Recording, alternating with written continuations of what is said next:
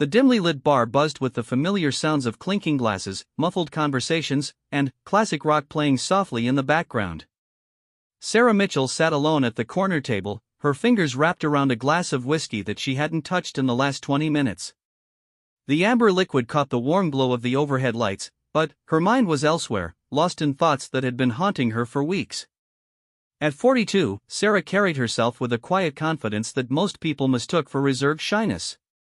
Her shoulder-length auburn hair was pulled back in a simple ponytail, and she wore civilian clothes, a navy blue sweater and dark jeans, that gave no indication of her true identity. To anyone looking at her, she appeared to be just another woman having a quiet drink after a long day at work. But Sarah Mitchell was far from ordinary. Behind her calm exterior lay 24 years of military service, countless missions that pushed the boundaries of human endurance, and a rank that commanded respect from some of the most elite warriors in the world. She was Rear Admiral Sarah Mitchell, one of the highest-ranking female Navy SEALs in United States military history. The weight of her recent decision pressed heavily on her shoulders. After more than 2 decades of service, she had finally submitted her retirement papers. The transition from military life to civilian existence felt like stepping into a foreign country where she didn't speak the language. Everything about her identity had been tied to the Navy, to the team she led, to the missions that defined her purpose. Now, facing the unknown territory of civilian life, she felt more uncertain than she had during any high-stakes operation. Sarah took a small sip of her whiskey, feeling the burn as it went down her throat. The bar was a local establishment called Murphy's Tavern, known for attracting a mix of military personnel from the nearby base and civilians from the surrounding area. She had chosen it specifically because it was far enough from the main military hangouts that she was unlikely to run into anyone who might recognize her.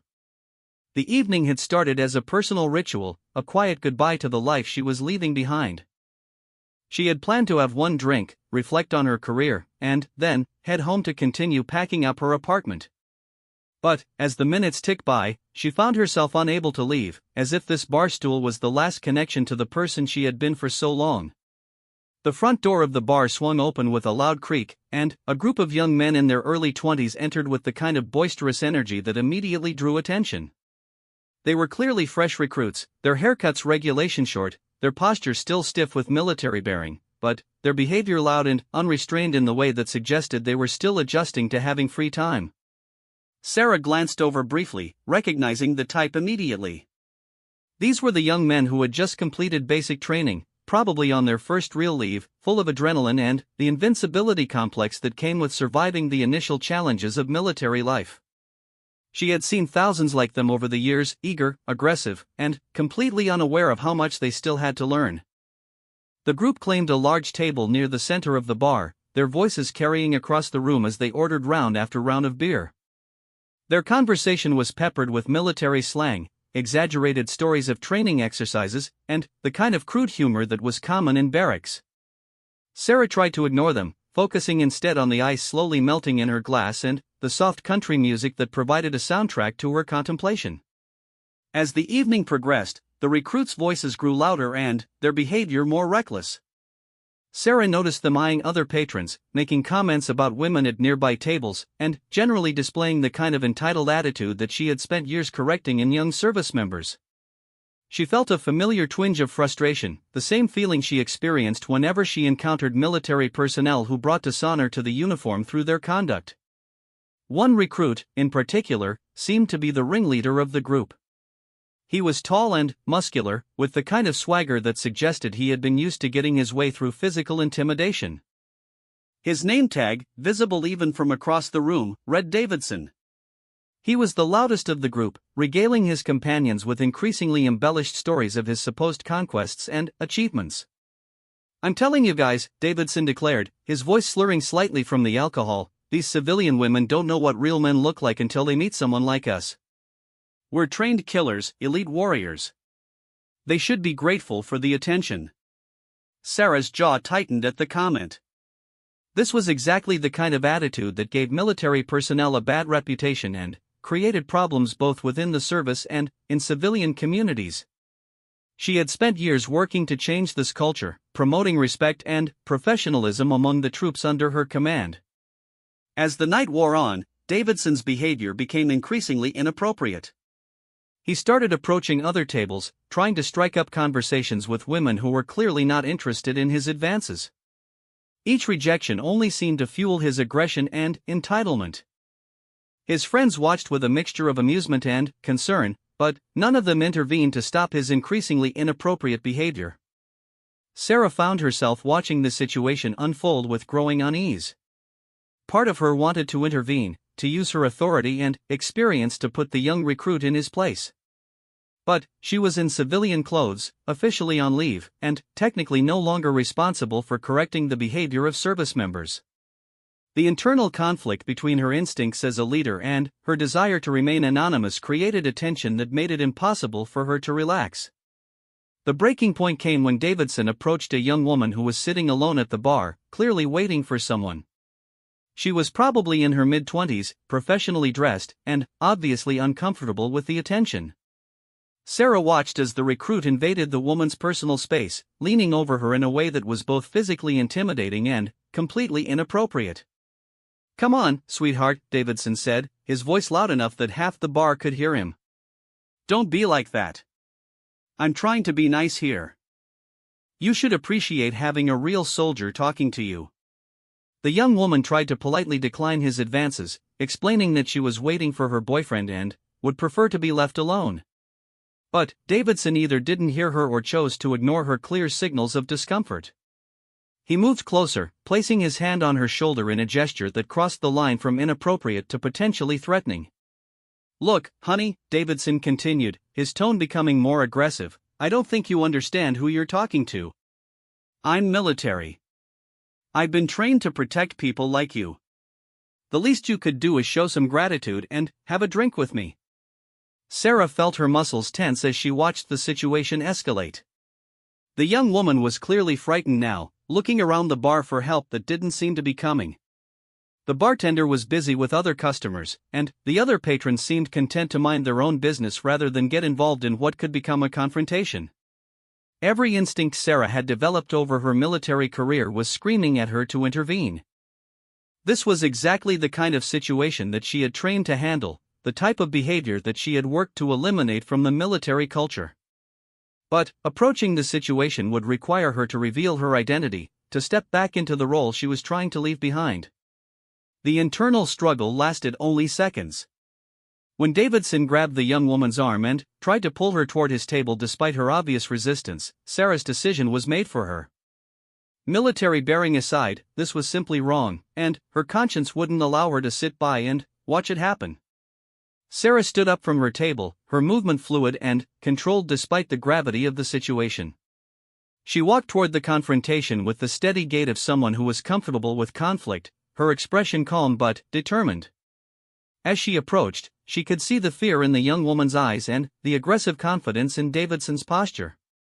"Excuse me," Sarah said, her voice quiet but carrying enough authority to cut through the noise of the bar. "I think the lady has made it clear that she's not interested in your company." Davidson turned toward her with a sneer, looking her up and down dismissively. To him, she was just another civilian woman, probably in her 40s, who was interfering with his conquest. He had no idea that he was looking at someone who had commanded respect from some of the most dangerous and skilled warriors in the world. "This doesn't concern you, lady," Davidson replied, his tone condescending and aggressive. "Why don't you mind your own business and go back to your drink? This is between me and her." Sarah stepped closer, positioning herself between Davidson and the young woman he had been harassing. Her posture was relaxed but ready, the stance of someone who was prepared for whatever might come next but wasn't looking for a fight. "Actually, it does concern me," Sarah replied, her voice remaining calm and measured. "When I see someone being harassed, especially by someone in military uniform, it becomes my business." Davidson's friends had noticed the confrontation by now and were starting to make their way over, their expressions showing a mix of curiosity and anticipation. The bar had grown quieter as other patrons began to realize that something was happening. "Military uniform?" Davidson laughed, looking down at his civilian clothes. "What are you talking about, lady? And what would you know about the military anyway?" You look like some suburban mom who's never seen anything more dangerous than a PTA meeting." The comment stung, not because it was particularly clever, but because it highlighted exactly the kind of assumptions that Sarah had faced throughout her career. She had worked twice as hard as her male counterparts to prove herself, had endured countless situations where her capabilities were questioned based on her appearance, and had overcome barriers that most people couldn't even imagine. But what Davidson didn't realize was that his dismissive attitude and aggressive behavior had just triggered something in Sarah that went far beyond personal offense. This young man represented everything that was wrong with certain aspects of military culture: the entitlement, the disrespect for others, the belief that military service gave someone the right to treat civilians poorly. "You're right," Sarah said, her voice still calm but with an edge that anyone with military experience would have recognized immediately. "I don't know anything about suburban PTA meetings. But I do know something about military service, and I know that what you're doing right now is a disgrace to that uniform, even when you're not wearing it." Davidson's face flushed with anger and alcohol. The fact that this woman was standing up to him in front of his friends and the entire bar was humiliating, and he clearly wasn't used to being challenged, especially by someone he perceived as weak. "Listen here, you," Davidson started to say, but Sarah cut him off with a look that could have frozen boiling water. "No, you listen," Sarah said, her voice dropping to barely above a whisper but somehow carrying more authority than if she had shouted. "You're going to apologize to this young lady for your inappropriate behavior, you're going to return to your table with your friends, and you're going to spend the rest of the evening reflecting on whether this is really how you want to represent the United States military." The confrontation had reached a tipping point. Davidson's friends were now standing behind him, the young woman was watching with a mixture of hope and fear, and the entire bar was focused on what would happen next. Sarah stood perfectly still, her hands at her sides but ready to react to whatever Davidson might do. Davidson looked around at the watching faces, his pride and alcohol-fueled aggression warring with a growing uncertainty about how to handle this situation. This woman wasn't backing down the way he expected civilians to do when confronted with military authority. Instead, she was treating him like a misbehaving child, and doing it with a confidence that suggested she was used to being obeyed. "Who the hell do you think you are?" Davidson demanded, his voice rising with frustration and embarrassment. Sarah met his gaze steadily, and, for just a moment, he caught a glimpse of something in her eyes that made him take an involuntary step backward. It was the look of someone who had seen real combat, who had made life-and-death decisions under pressure, and who was absolutely not intimidated by an angry young recruit in a bar. "I'm someone who believes that military service comes with responsibility," Sarah replied. "And, right now, you're failing to live up to that responsibility." The standoff continued for several more tense moments, with neither party willing to back down. The air in the bar felt charged with potential violence, and Sarah found herself automatically calculating angles, distances, and potential threats the way she had been trained to do in hostile situations. But Davidson was young, drunk, and humiliated. Instead of recognizing the warning signs that a more experienced person might have noticed, he made the mistake that would change the entire trajectory of the evening. He reached out and shoved Sarah hard in the shoulder, intending to push her out of his way so he could continue his harassment of the young woman. It was a move born of frustration, entitlement, and complete ignorance of who he was dealing with. The shove was hard enough to stagger most people, but Sarah barely moved. Her feet stayed planted, her balance remained perfect, and her expression didn't change except for a slight narrowing of her eyes that suggested Davidson had just crossed a line that couldn't be uncrossed. The bar went completely silent. The silence that followed Davidson's shove was deafening. Every conversation in the bar had stopped, every glass had been set down, and every eye was focused on the two figures facing each other near the bar. The young woman who had been harassed had moved to a safe distance, her hand covering her mouth as she watched the confrontation unfold. Sarah stood exactly where she had been before the shove, as immovable as a mountain. The force that Davidson had put behind his push should have sent her stumbling backward, but, instead, it seemed to have had no effect whatsoever. Her feet remained planted in the same position, her posture unchanged, and her expression had shifted from controlled calm to something far more dangerous. Davidson stared at her in confusion and growing alarm. He was a big man, strong from months of military training, and he had put real force behind that shove. The fact that this seemingly ordinary woman had absorbed the impact without even shifting her weight was deeply unsettling. For the first time since the confrontation began, he started to wonder if he had made a serious mistake. "Son," Sarah said, her voice quiet but carrying to every corner of the now silent bar, "you just made the biggest error of your military career." The word son hit Davidson like a physical blow. It wasn't said with maternal affection or civilian concern. It was the way a superior officer addressed a subordinate who had screwed up badly, and there was something about Sarah's tone that made his military training kick in despite his alcohol-impaired judgment. "I don't know who you think you are," Davidson said, but his voice had lost some of its earlier confidence. There was something about this woman that was making his instincts scream warnings, even though his pride refused to let him back down in front of his friends and the entire bar. Sarah took a step closer to him, and Davidson found himself automatically straightening to attention. It was a conditioned response from months of basic training, and he did it before his conscious mind could stop him. The action didn't go unnoticed by anyone in the bar, especially his fellow recruits, who were beginning to realize that something was very wrong with this situation. "I think," Sarah said, each word precisely enunciated, "that you need to learn some respect. Not just for the women you encounter in places like this, but for the uniform you wear and the service you claim to represent." Davidson's friends exchanged worried glances. The dynamic of the confrontation had shifted dramatically. What had started as their buddy putting some civilian woman in her place had become something else entirely. This woman was talking to Davidson like she outranked him, and, more disturbing still, Davidson seemed to be responding to her authority despite himself. "Look, lady," Davidson tried again, but his voice was shaking slightly now. "I don't know what game you're playing, but this isn't a game," Sarah interrupted, and her voice carried a note of command that made several people in the bar straighten up involuntarily. "This is about accountability. This is about understanding that your actions have consequences, especially when you wear the uniform of the United States Navy." Davidson's eyes widened. He hadn't mentioned which branch of the military he served in, and he was wearing civilian clothes. There was no way this woman should have known he was Navy unless. "How did you know I was Navy?" Davidson asked, his earlier aggression replaced by confusion and growing concern. Sarah smiled, but there was no warmth in it.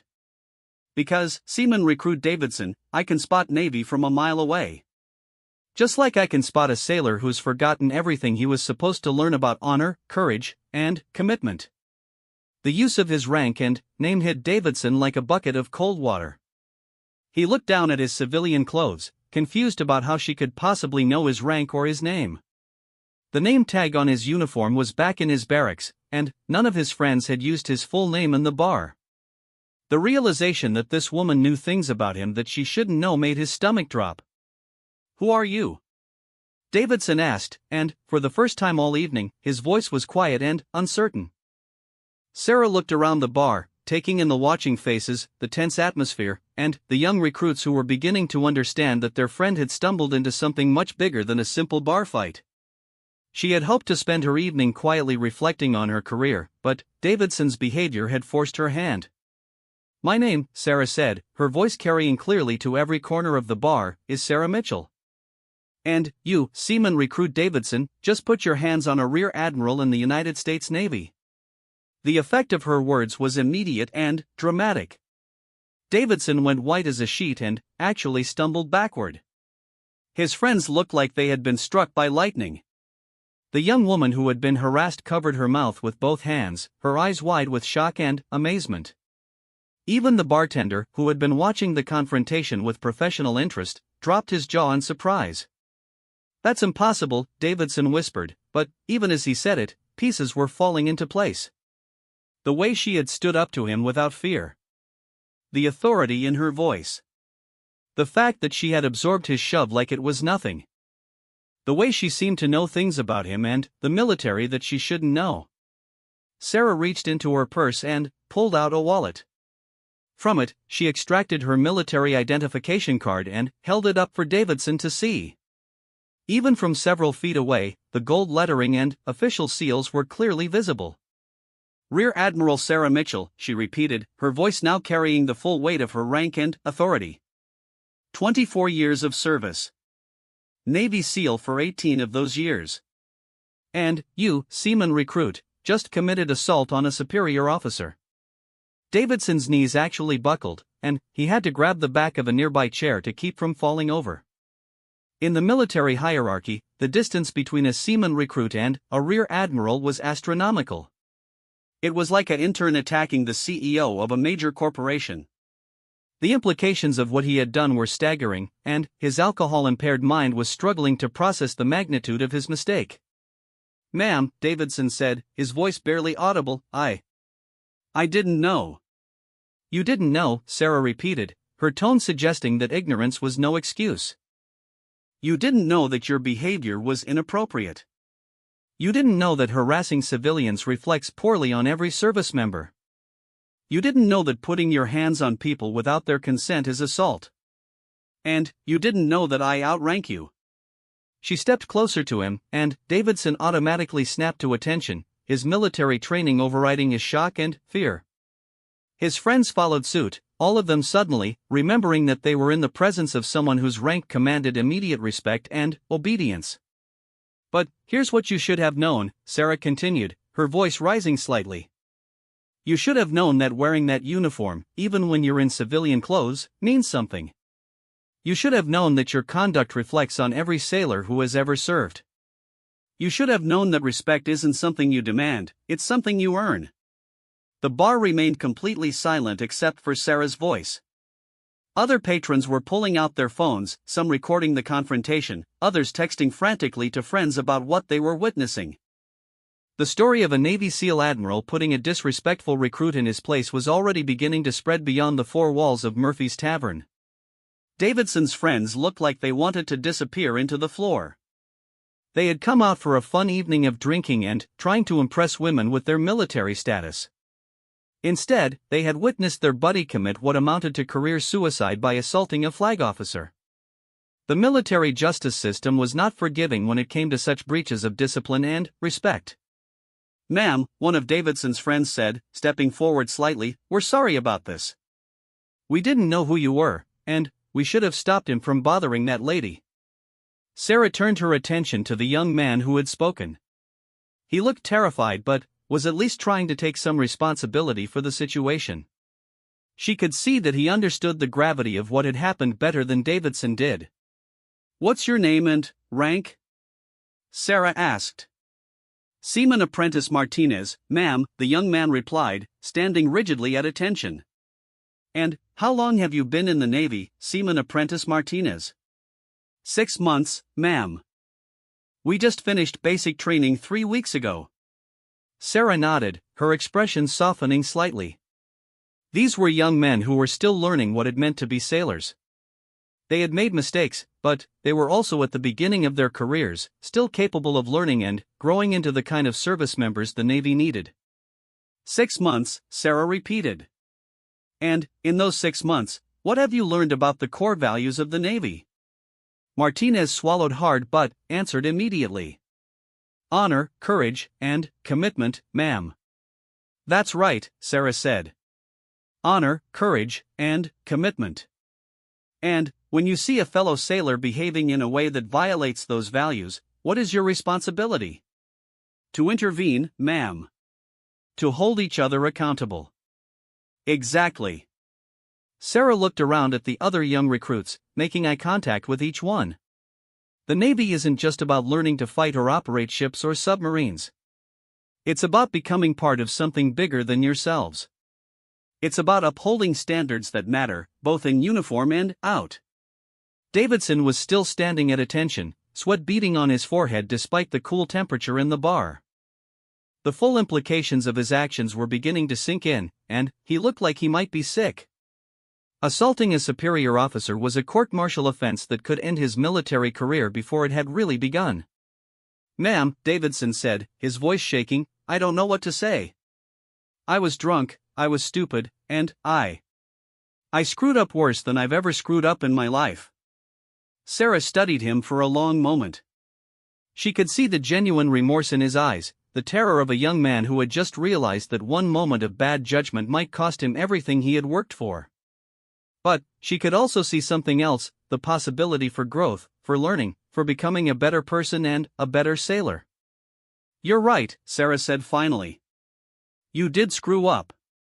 You screwed up so badly that by all rights, I should be calling the military police right now to have you arrested for assault on a superior officer. Davidson closed his eyes, his face pale with fear and shame. But, Sarah continued, and Davidson's eyes snapped open, I'm going to give you a choice. You can face the full consequences of your actions through official channels, or you can prove to me that you understand what you did wrong and that you're capable of becoming the kind of sailor the Navy needs. How, ma'am? Davidson asked, hope flickering in his voice. Sarah looked around the bar, taking in the watching faces, the young woman who had been harassed, and the other patrons who had witnessed the entire confrontation. She thought about her own career, about the countless young service members she had mentored and trained over the years. She thought about the responsibility that came with wearing the uniform and the importance of teaching the next generation what that really meant. First, Sarah said, you're going to apologize to this young lady for your inappropriate behavior. Not because I'm ordering you to, but because it's the right thing to do. Davidson turned toward the young woman who had been harassed. She was still standing near the bar, watching the proceedings with amazement and something that might have been satisfaction at seeing her harasser brought low.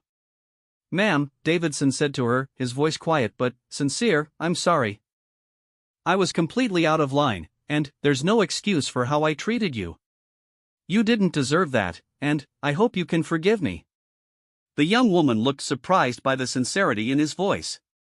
She nodded slowly. Apology accepted, she said. Thank you. Second, Sarah continued, you and your friends are going to settle your tab and leave this establishment. You're going to return to base, and you're going to spend the rest of the weekend thinking about what it means to be a sailor. Yes, ma'am, Davidson said immediately. Third, Sarah said, her voice becoming more serious, you're going to report to my office first thing Monday morning. I'm going to be conducting some unofficial counseling sessions for young sailors who need to better understand their responsibilities. Consider it mandatory voluntary attendance. Davidson nodded eagerly. Unofficial counseling was infinitely preferable to a court-martial, even if it promised to be an extremely unpleasant experience. And, finally, Sarah said, looking at all of the young recruits, you're going to remember this evening. You're going to remember that your actions have consequences, that your behavior reflects on everyone who wears the uniform, and that respect is something you earn through your conduct, not something you're entitled to because of your service. The young men nodded in unison, their earlier bravado completely deflated. They looked like chastened children who had just learned a hard lesson about the real world. Sarah turned back to Davidson, who was still standing at rigid attention. Do I make myself clear, seaman recruit? Crystal clear, ma'am, Davidson replied. Good. Sarah stepped back and looked around the bar one more time. The confrontation had lasted less than 10 minutes, but it felt like hours. The adrenaline that had carried her through the situation was beginning to fade, leaving her feeling drained and oddly nostalgic. This was exactly the kind of leadership moment that had defined her career, the opportunity to turn a negative situation into a teaching moment, to guide young service members toward becoming better people. As she watched the recruits prepare to leave, their demeanor completely changed from when they had entered. She realized that she wasn't ready to give up this part of her life after all. The bar slowly began to return to normal as the young sailors settled their tab and made their way toward the exit.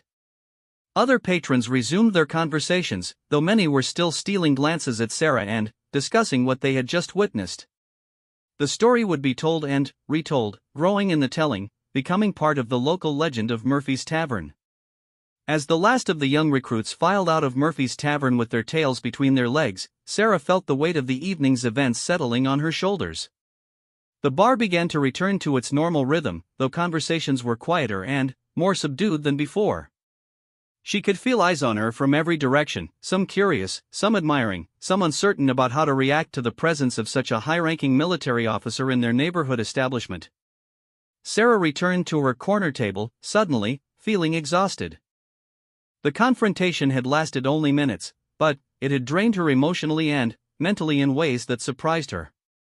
She had handled similar situations countless times throughout her career, but this felt different somehow. Perhaps it was because she was supposed to be transitioning out of military life, or perhaps it was because the incident had reminded her of why she had chosen to serve in the first place. She picked up her glass of whiskey, which had been sitting untouched through the entire confrontation, and took a small sip. The amber liquid burned slightly as it went down, but it also provided a welcome warmth that helped calm her nerves. She closed her eyes for a moment, trying to process what had just happened and what it might mean for her future. "Excuse me, Admiral Mitchell?" Sarah opened her eyes to find the young woman who had been harassed standing beside her table. Up close, she looked even younger than Sarah had initially thought, probably in her mid-20s, with intelligent brown eyes and an earnest expression. She was holding a cup of coffee that the bartender had apparently offered her after the confrontation. "Please," Sarah said, gesturing to the empty chair across from her, "sit down. And call me Sarah. I'm not officially on duty." The young woman sat down gratefully, wrapping her hands around her coffee cup as if drawing comfort from its warmth. "I'm Jennifer Chen," she said. "I just wanted to thank you for what you did back there." I was starting to get really scared, and I didn't know how to get away from him without making things worse. Sarah studied Jennifer's face, seeing the lingering traces of fear and stress from the encounter. It reminded her of why she had intervened in the first place, and why she had dedicated so much of her career to ensuring that military personnel conducted themselves with honor and respect. "You don't need to thank me," Sarah said. What that young man did was completely unacceptable, and it would have been wrong for anyone to stand by and let it continue. Jennifer nodded, but she continued to look at Sarah with obvious admiration. "I had no idea there were women with your rank in the Navy." "I mean, I knew there were female officers, but a rear admiral who was also a Navy SEAL? That's incredible." Sarah smiled slightly. It was a reaction she had encountered many times over the years, people who were surprised to learn about her rank and background because it challenged their assumptions about what military leadership looked like. She had worked hard to reach her position, and she was proud of what she had accomplished, but she had also learned to be humble about her achievements. "It wasn't easy," Sarah admitted. "When I started my career, there weren't many women in combat roles, and the SEAL teams were completely closed to women. I had to fight for every opportunity, prove myself over and over again, and work twice as hard as my male colleagues to be taken seriously." Jennifer leaned forward, her eyes bright with interest. "How did you do it? How did you break through those barriers?" Sarah took another sip of her whiskey, considering how to answer. It was a question she had been asked countless times over the years, and she had never found a simple response that captured the full complexity of her journey. "Persistence," Sarah said finally. "And a willingness to be better than the standards that were set for everyone else. When they said women couldn't handle the physical demands, I made sure I was stronger and faster than the men around me. When they questioned my leadership abilities, I studied harder and trained longer until I could outperform my peers in every area that mattered." "That must have been exhausting," Jennifer said softly. "It was," Sarah acknowledged. "There were times when I wondered if it was worth it, when the obstacles seemed insurmountable and the criticism felt personal and cruel. But I also knew that I wasn't just fighting for myself. Every barrier I broke down made it easier for the women who would come after me." Jennifer nodded thoughtfully. "I work in tech, and I face some of the same challenges, though obviously not as intense as what you went through. It's inspiring to meet someone who not only broke through those barriers but reached the very top of their field." "What do you do in tech?" Sarah asked, genuinely curious. The conversation was providing a welcome distraction from her own internal struggles about retirement and her future. "I'm a software engineer at a cybersecurity firm," Jennifer explained. "We work on protecting military and government networks from cyber attacks. It's challenging work, and I love it, but the industry is still very male-dominated. Sometimes I feel like I'm constantly having to prove that I belong in rooms where I'm the only woman." Sarah felt a connection forming with this young woman. Despite the differences in their fields and backgrounds, they had both navigated professional environments where their gender made them stand out, often in ways that created additional challenges and scrutiny. "The technology angle is interesting," Sarah said. "Cybersecurity has become increasingly important to military operations. In my last few years of service, we were dealing more and more with threats that came through computer networks rather than traditional combat scenarios. Really? Jennifer's eyes lit up with professional interest. I'd love to hear more about that. The intersection between cybersecurity and military strategy is fascinating, but I don't often get to talk to people who have experience on the operational side. Sarah found herself warming to the conversation. After years of dealing with classified information and restricted discussions, it was refreshing to talk to someone who understood the technical complexities of modern military challenges but wasn't bound by the same security clearances and limitations. The landscape has changed dramatically, Sarah explained. When I started my career, most of our threats were kinetic, physical attacks that we could see and respond to directly. Now, some of our most dangerous enemies never set foot on a battlefield. They attack our communications, our logistics systems, our intelligence networks. Fighting them requires a completely different set of skills and strategies.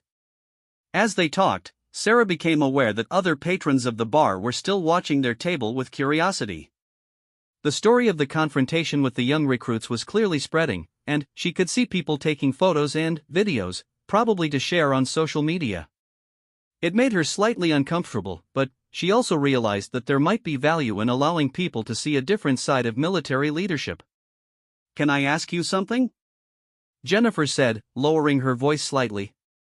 "That young man who was bothering me, you handled him perfectly, but you